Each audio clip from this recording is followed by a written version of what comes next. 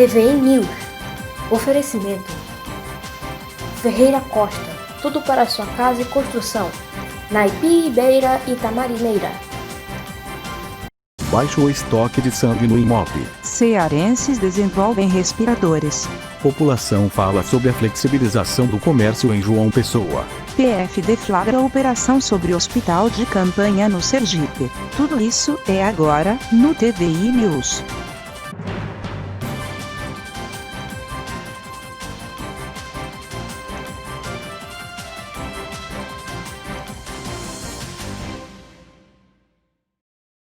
Boa noite. O TVI News começa falando sobre o baixo estoque de sangue no IMOP. O Instituto está precisando de doações. Procuram-se doadores. O tipo sanguíneo? Todos. O estoque da Fundação de Hematologia e Hemoterapia de Pernambuco, HEMOP, está longe do ideal. Os tipos A e O, positivo e negativo, e o B positivo, estão no nível mais crítico. Os demais estão em estado de alerta, e não é de hoje. Antes da Covid-19 chegar a Pernambuco, o HEMOP conseguia coletar até 8.000 bolsas de sangue por mês. Mas durante as medidas restritivas mais duras no estado, a queda foi drástica. Nos meses de abril e maio, por exemplo, a média mensal ficou em apenas 4.500 doações. Medidas de segurança e de higiene foram reforçadas. As cadeiras foram marcadas para manter o distanciamento social. E até um toldo foi montado do lado de fora. Todos devem usar máscara e na triagem, cada candidato é questionado sobre sintomas do novo coronavírus. Nossa área física não é muito grande, o que não permite a gente ter muita gente dentro do recinto. Então a gente colocou um toldo na área do estacionamento também para abrigar as pessoas, evitando que dentro na recepção ficasse mais tumultuado. E assim, a gente tem algumas orientações de não vir com nenhum sintoma gripal. Se teve algum contato com alguém suspeito ou que foi confirmado realmente de Covid, esse candidato não vem ao HEMOP pelo menos por 14 dias do último contato com essa pessoa. E se a pessoa realmente teve a doença confirmada ou suspeito, ele só vem a se candidatar à doação 30 dias após ele estar sem nenhum sintoma. Tudo isso deixou o Tiago mais tranquilo para doar sangue para a tia. Distância correta, uso correto das máscaras, a lavagem correta das mãos também com álcool. Aí fiquei mais seguro em vir e preferi doar. Para quem já é doador, poder ajudar nesse momento ganha até outro significado. É uma forma de a gente ajudar o próximo. Cearenses desenvolvem respiradores com tecnologia brasileira. Com quase 74% dos leitos de UTI ocupados por pacientes com Covid-19, o Ceará enfrenta o desafio de atender aos casos mais graves. O governo do estado importou 700 respiradores da China para equipar as salas de UTI. Até agora, chegaram 500. A demora pode ser determinante entre a vida e a morte de pacientes que aguardam pelo equipamento. Pesquisadores do Ceará e indústrias localizadas aqui no estado estão desenvolvendo um modelo de respirador com tecnologia brasileira. A gente percebeu que o mundo inteiro, nesse momento, estava totalmente dependente na indústria da China, referente a respiradores. E a gente viu o desenvolvimento de vários estudos para fazer respiradores mais populares, respiradores mais econômicos, invasivos e não invasivos. Então, era óbvio que a gente deveria se juntar a essas organizações para participar, para apoiar e para colocar à disposição o nosso corpo técnico. O estudo para chegar ao modelo cearense foi feito por pesquisadores e engenheiros do Senai, da Universidade Federal do Ceará e da Fundação Cearense de Apoio ao Desenvolvimento Científico e Tecnológico. Nós temos vários profissionais que, junto com a experiência que eles têm, a gente conseguirá, com certeza, desenvolver. Até porque o protótipo ele já está em fase final de teste. A gente não tem dúvida que a gente conseguirá realmente entregar para a sociedade um equipamento eficaz, com segurança e que tenha os componentes do sistema todo desenvolvido aqui no estado do Ceará. A expectativa é que o novo modelo de respirador esteja pronto para produção em massa em aproximadamente 2 meses. Esse será o primeiro equipamento do tipo produzido inteiramente no Ceará. Estima-se que o custo seja bem menor do que o modelo importado. A ideia é usar todos os materiais necessários para a montagem do equipamento fabricados no Brasil ou, de preferência, no Ceará.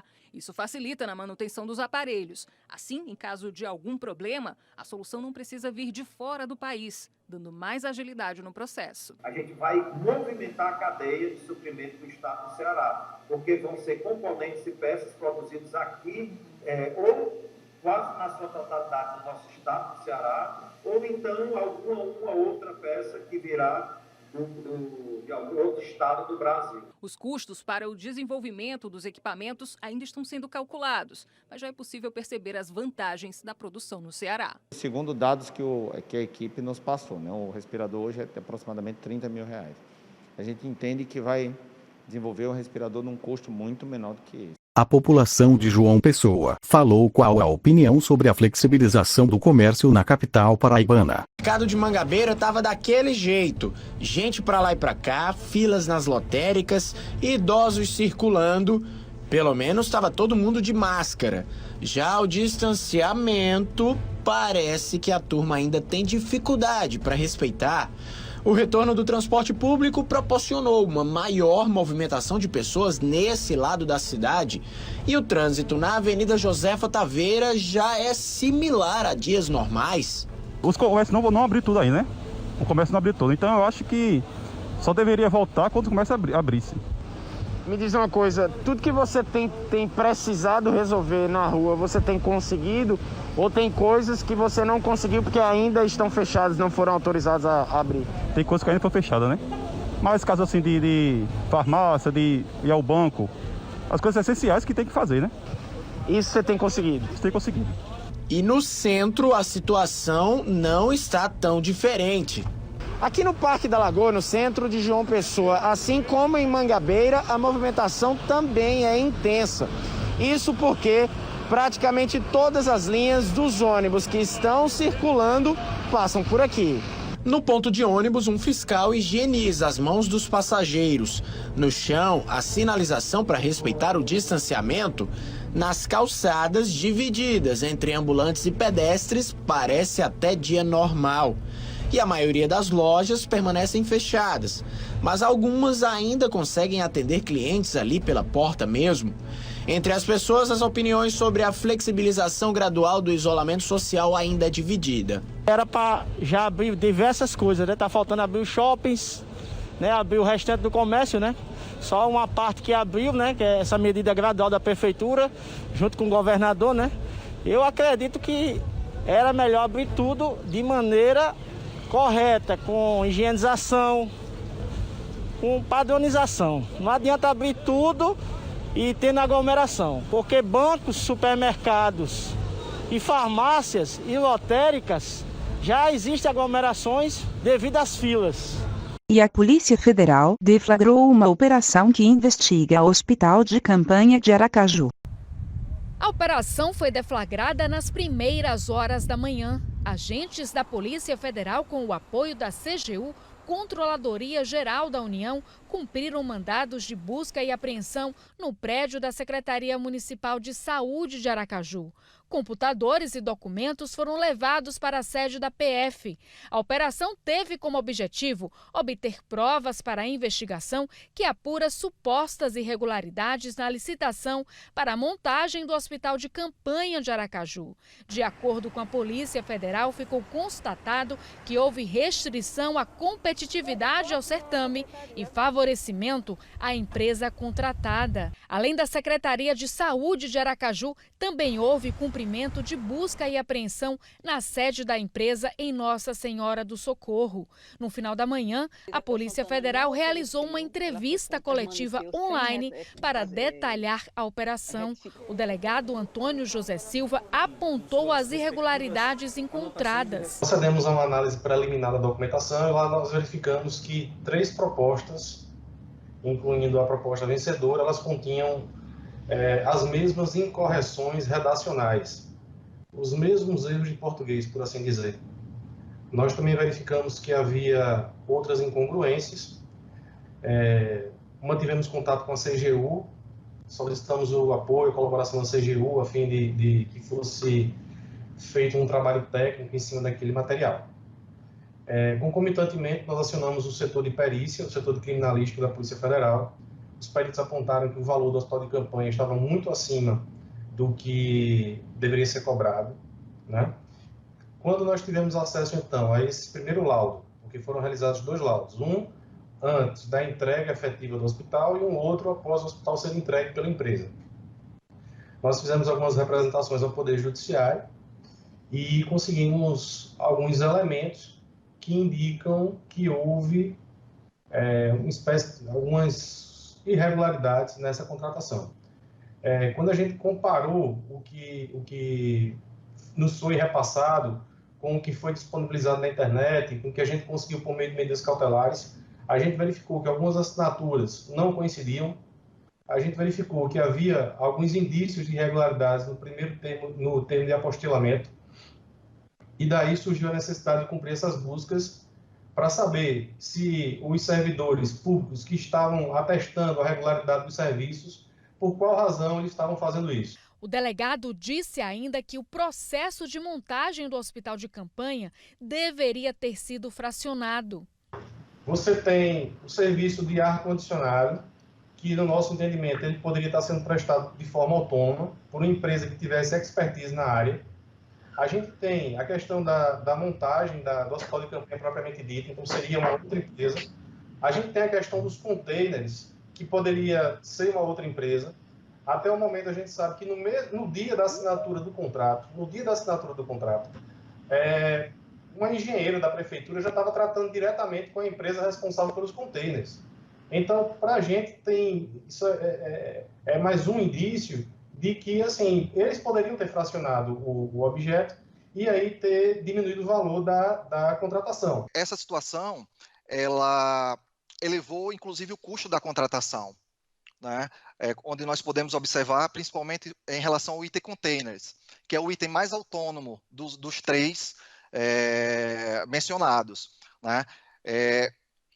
No caso, a empresa contratada, ela, no caso do container, o preço ofertado por ela, ele não foi o menor preço. Existe outro preço, outro preço inferior, e que se fosse contratado separadamente, haveria uma economia. Nessa economia, especificamente, ela poderia alcançar R$40 mil mês, né?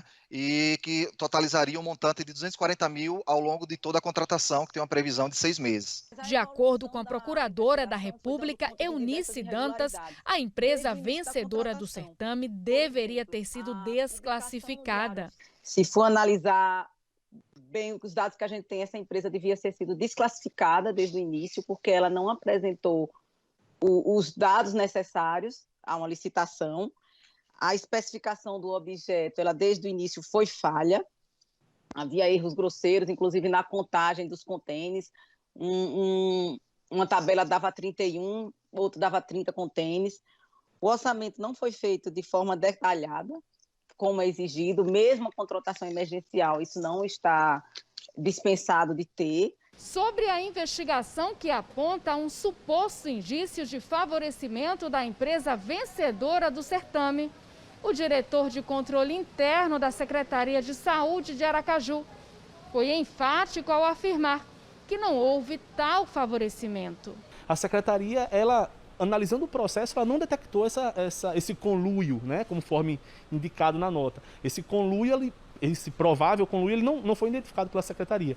Por que não foi? A gente tem um processo de contratação por dispensa, que mesmo sendo um processo de dispensa, a Secretaria fez uma contratação em sessão pública, em sessão aberta. Então, o processo ele foi instruído com a composição do preço de referência, um preço médio, cotação de mercado. Depois foi publicado no Aracaju Compras essa sessão pública no dia 7 de abril, só ocorrendo essa sessão no dia 13 de abril, ou seja, 6 dias depois. Sessão aberta, com várias pessoas, 6 empresas pediram o projeto para dar a proposta, para trazer a proposta para a secretaria. Ou seja, na formalidade do processo, a gente não consegue identificar nenhum indício de favorecimento. E nós ficamos por aqui. Uma excelente noite para você. Boa noite para você e até amanhã.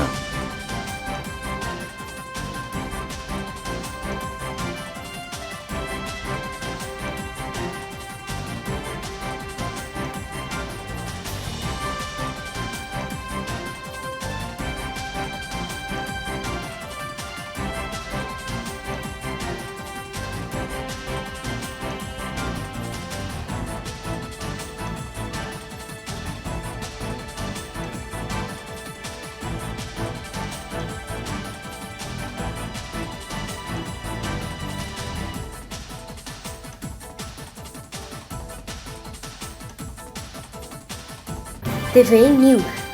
Oferecimento. Ferreira Costa. Tudo para sua casa e construção. Na Ipi, Beira e Tamarineira.